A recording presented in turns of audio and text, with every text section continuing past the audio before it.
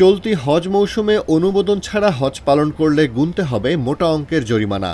হজ permit না থাকা কোনো ব্যক্তি হজে অংশ নিলে তাকে 20,000 সৌদি রিয়াল অর্থাৎ প্রায় 6,50,000 টাকা জরিমানা করা হবে। এছাড়া হজে অনুমোদনবিহীন ব্যক্তিকে সহায়তা করলে, যেমন পরিবহন, আবাসন বা গাইডিংয়ের মাধ্যমে সহযোগিতা করলে সেই ব্যক্তিকে সর্বোচ্চ 1 লাখ রিয়াল বা প্রায় 32,50,000 টাকা জরিমানা গুনতে হতে পারে।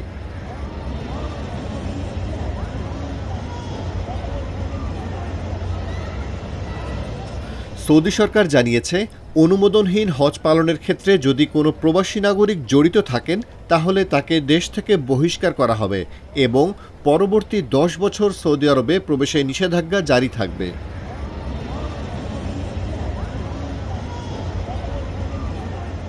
চলতি বছর জিলকদ মাসের 1 তারিখ অর্থাৎ 29 এপ্রিল থেকে জিলহজ মাসের 14 তারিখ অর্থাৎ 10 জুন পর্যন্ত এই বিধিনিষেধ কার্যকর থাকবে।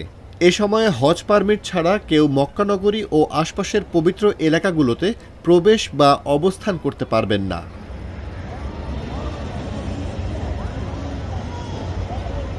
বিশেষভাবে নজরদারিতে থাকবেন ভিজিট ভিসায় সৌদি আরবে অবস্থানকারী ব্যক্তিরা।